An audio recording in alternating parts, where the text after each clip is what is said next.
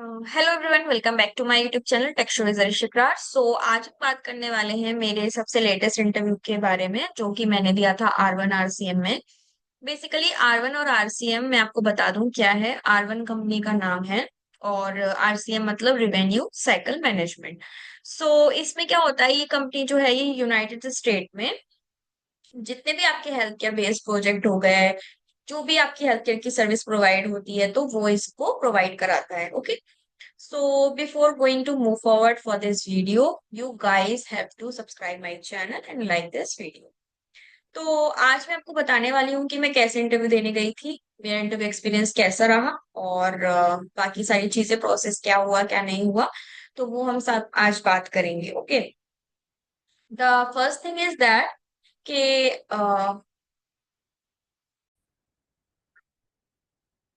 hello everyone, welcome back to my YouTube channel Tech Show with Zarishikra. So today I'm going to tell you about my recent interview experience in Indigo and R1 RCM. So basically Indigo से मुझे call आया था एक HR का and they just call me for the interview. तो मैं गई थी वहां देने और वहां पे आपको मैं बता दूं कि ये जितने भी मैं इंटरव्यूज दे रही हूँ ये सारे के सारे टेक्निकल सपोर्ट के लिए हैं, क्योंकि मैंने जब ये फील्ड में ज्वाइन किया था तो मुझे 1 साल का एक्सपीरियंस है टेक्निकल सपोर्ट में। So considering my that experience मैं उस हिसाब से इंटरव्यू दे रही हूँ, but currently I am working in a development project.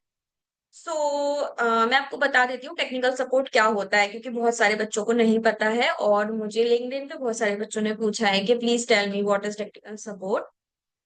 तो टेक्निकल सपोर्ट बेसिकली होता है कि आप किसी भी कंपनी के प्रोजेक्ट में जो उनके प्रोवाइडर हैं, जो उनके यूजर्स हैं, जो भी उनका क्लाइंट है, उसको आप प्रोवाइड करा रहे हैं सपोर्ट। ठीक है। लाइक उन्होंने बोला कि हमारा अकाउंट लॉक हो गया है, हमारा अकाउंट नहीं खुल रहा है, तो प्लीज अब वो सारी हर प्रोसीजर में अलग अलग, हर प्रोजेक्ट में अलग अलग प्रोसीजर होता है। तो वो अपने अकाउंट को खुद से अनलॉक नहीं कर पाते हैं, तो बहुत सारी कंपनीज एडी का यूज करती हैं, बहुत सारी कंपनी अलग अलग एप्लीकेशंस का यूज करती हैं। ठीक है। तो आप उसके अकाउंट को अनलॉक करेंगे, आप उसका पासवर्ड रिसेट करेंगे, अगर वो अपना लाइसेंस यूज नहीं कर पा रहा है तो आप उसको लाइसेंस प्रोवाइड कराएंगे। तो बेसिकली आप उसको सारी सपोर्ट प्रोवाइड कराएंगे जो कि उसके एप्लीकेशन से रिलेटेड है, तो इसको हम बोलते हैं एप्लीकेशन सपोर्ट इंजीनियर, या फिर हम इसको टेक्निकल कस्टमर सपोर्ट भी बोलते हैं। तो अगर आपके पास इन दोनों में से कोई भी टर्म आए तो आप कंफ्यूज मत होइएगा, मैंने आपको दोनों टर्म के बारे में बता दिया है। तो बेसिकली मुझे एक थर्ड पार्टी की एचआर ने कॉल किया था, दैट वाज ऑन थर्सडे, कि आपका जो है वो हमने देखा कि आप Naukri.com पे अप्लाई कर रही हैं, बट मैंने उनको बोला कि नहीं, मैं डेवलपमेंट में कर रही हूँ। तो उन्होंने बोला नहीं, आप एक बार आके इंटरव्यू दे दीजिए ना, कोई दिक्कत नहीं है, हमें 1 ईयर का ही एक्सपीरियंस रिक्वायर्ड है उसके लिए। तो मैं गई थी इंटरव्यू देने और यहाँ पे गुड़गांव में बहुत सारी वॉक-इन्स हो रही हैं राइट नाउ, नोएडा में हो रही हैं। तो अगर आप लोग जॉबलेस हैं और करंटली जॉब को देख रहे हैं, और इस टाइम क्या होता है ना, बहुत सारी कंपनीज अपने एम्प्लॉयज को निकालती भी हैं, बहुत सारी कंपनीज कॉस्ट कटिंग करती हैं, तो ये बहुत हाई टाइम होता है हायरिंग के लिए। ठीक है। तो अगर आप डेफिनेटली अगर आप देख रहे हैं किसी अपॉर्चुनिटी के लिए तो आप यहाँ जा सकते हैं। तो coming back to top the topic. So उन्होंने मुझे बोला कि आप प्लीज जाइए। तो मैं गई थी गुड़गांव का जो इंडिगो का ऑफिस है, जो कि एड्रेस मैं आपको मेंशन कर दूंगी डिस्क्रिप्शन बॉक्स में, मुझे इतना याद नहीं है। तो मैं वहां गई, वहां पे एचआर ने मेरा राउंड लिया, पहला फर्स्ट राउंड एचआर ने लिया। उन्होंने पूछा कि आप क्या करते हो, और बेसिकली इसमें 3 राउंड होते हैं जब आप टेक्निकल सपोर्ट का इंटरव्यू देते हैं। फर्स्ट राउंड होता है आपका एचआर राउंड, जिसमें एचआर आपकी स्क्रीनिंग करती है या करता है कि आपको इंग्लिश बोलनी आती है, आपकी कन्वर्सेशन कैसी है, आप हेजिटेट हो रहे हैं, आप खुद के बोल रहे हैं, आप ऐसे करके बोल रहे हैं। बहुत सारे बच्चे होते हैं कि आई लाइक टू, तो ये सब चीजें नहीं होनी चाहिए, उन्हें फ्लुएंट इंग्लिश चाहिए होती है। उसके बाद फिर वो मेरा राउंड क्लियर हो गया था। उसके बाद she she said to me please wait for some time, we will let you know.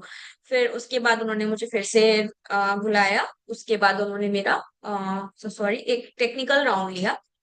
फिर उस टेक्निकल राउंड में उन्होंने मेरे से पूछा कि अच्छा ये बताइए, अगर उन्होंने मुझे सिनेरियोज दिए बहुत सारे कि अगर ऐसा कस्टमर आया तो आप क्या करोगे, अगर ऐसा कस्टमर आया तो आप क्या करोगे। तो मैंने बताया कि मैं ऐसा ऐसा करूंगी। तो वो कन्विंस हो गई। और फिर उसके बाद उन्होंने मुझसे बोला कि आप थोड़ी देर वेट करिए, आपका एक टेस्ट होगा। तो वो एक मेरा टेस्ट लिया उन्होंने, उसमें मुझे टाइपिंग स्पीड चेक करनी थी। तो वो 15 मिनट्स का टेस्ट हुआ था एक मेरा।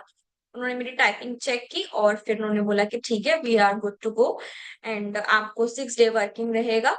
और आपको कैब नहीं प्रोवाइड कराई जाएगी, गुरु द्रोणाचार्य जो मेट्रो स्टेशन है वहां पे शटल चलती है इंडिगो ऑफिस तक की, गुड़गांव में।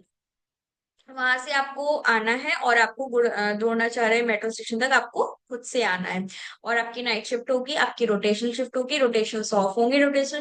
रोटेशनल ऑफ का मतलब होता है कि आपका फिक्स्ड ऑफ नहीं होगा सैटरडे और संडे। आपका जो ऑफ होगा वो किसी भी दिन हो सकता है, जैसे कि जैसे आपको ऑफ हो जाएगा, वेट, या आपका ऑफ हो जाएगा ट्यूसडे वेंसडे, या फिर थर्सडे फ्राइडे, या फिर कुछ भी, मतलब रैंडम ऑफ होगा, आपका फिक्स्ड ऑफ नहीं रहता है उसमें, ठीक है। उसके बाद फिर उन्होंने बोला कि आपका 6 डे वर्किंग होगा, आपको संडे ही ऑफ मिलेगा। फिर मैं वहां से चली आई, फिर मुझे मेल आया था वहां से ऑफर लेटर का, बट मैंने वो एक्सेप्ट नहीं किया because I am currently working. मैं जस्ट ऐसे इंटरव्यू देने चली गई थी। ओके, अब इसके बाद हम आते हैं ऐसी वॉक इन ड्राइव के बारे में बात करने जो स्टिल चल रही है। मैं अभी आपको दिखाऊंगी, बट उससे पहले मैं आपको बता देती हूँ उस वॉक इन के बारे में। ये वॉक इन, फिर मैं आई घर, फिर मैंने देखा कि चलो एक और दे के आते हैं जब, तो फिर मैंने देखा कि 1 ईयर का एक्सपीरियंस कहाँ रिक्वायर्ड है। R1 RCM, जो कि रिवेन्यू साइकिल मैनेजमेंट बोलते हैं जिसको, उसमें हायरिंग चल रही थी हेल्थ केयर के प्रोजेक्ट के लिए। तो वही हेल्थ केयर का प्रोजेक्ट ये होता है कि आप डॉक्टर्स को सपोर्ट प्रोवाइड कराएंगे, और मतलब वही सब चीजें। तो फिर मैं वहाँ इंटरव्यू देने गई। अब मुझे तो एक्सपीरियंस था नहीं, था 1 ही साल का था। तो फिर उसने जो HR थी वो मुझे देख के काफी मतलब इम्प्रेस्ड हो गई थी, मैं कह सकती हूँ। तो उन्होंने बोला कि नहीं आप ऐसा करिए, कि उन्होंने मेरे से बहुत सारे क्वेश्चंस शेयर किए। उन्होंने पहले वो मेरे से पूछे तो मैं वो नहीं बता पाई। तो उन्होंने मेरे से बोला कि कोई बात नहीं, आपको मैं ये सारे क्वेश्चंस दे रही हूँ, ये आप अच्छे से लर्न कर लीजिए, अच्छे से पढ़ लीजिए, और अभी आपका एक ऑप्स राउंड होगा जो कि प्रोजेक्ट का मैनेजर आपका लेगा। मैंने बोला ठीक है। उसके बाद सबसे पहले उन्होंने वो राउंड लिया, उसके बाद उन्होंने मुझे फिर से बोला कि आप बैठिए थोड़ी देर, मतलब वो स्क्रीनिंग कर रही थी। तो हम 10 बच्चे थे, इंटरव्यू देने गए थे। तो लास्ट में 6 बच्चे बचे, 4 बच्चों को उन्होंने निकाल दिया था। उनकी स्पीकिंग अच्छी नहीं थी और उनका एक्सपीरियंस भी नहीं था। फिर उसके बाद उन्होंने एक एम कैट का मेरा टेस्ट लिया, जिसमें आपने शायद वर्सन के बारे में सुना होगा। तो अगर आपने नहीं जानते वर्सन के बारे में, तो आप प्लीज कमेंट बॉक्स में मुझे बता दीजिएगा, I will tell you what is version. तो वो वर्सन हुआ, उसमें मैं आपको बता सकती हूँ कि जैसे उसमें टाइपिंग आई, वो एमटेक का, वो सॉरी एमकेट का पूरा टेस्ट था, उसमें रीजनिंग थी, एप्टीट्यूड था, और इंग्लिश पैसेज राइटिंग था। उसके बाद उसमें टाइपिंग, मतलब पूरा वर्सेंट था उसमें। वो जब आपको मैं बता दूंगी, एक अलग से वीडियो बना दूंगी व्हाट इज वर्सेंट ऐसे करके। तो फिर वो देने के बाद फिर मेरा क्लियर हो गया था। और फिर उसके बाद मेरा ऑप्स राउंड हुआ। तो जो क्वेश्चन उन्होंने मुझे बताए थे, वो क्वेश्चन मैंने अच्छे से पढ़ लिए एक बार गूगल पे, और फिर मेरे से जब ऑप्स राउंड हुआ, जब मेरे मैनेजर ने जो भी करने वाले थे उन्होंने पूछे, मैंने सारे बता दिए। उसके बाद उन्होंने बोला कि ठीक है, we will let you know. फिर मुझे आज मेल आया था डॉक्यूमेंट्स अपलोड करने के लिए पोर्टल पे, जो कि मैंने किए नहीं क्योंकि मैं ऐसे ही देने गई थी इंटरव्यू। तो चलिए, वो क्वेश्चंस मेरे पास हैं, वो सारे क्वेश्चंस मैं आपको बताती हूँ। तो वो सारे क्वेश्चंस ये हैं कि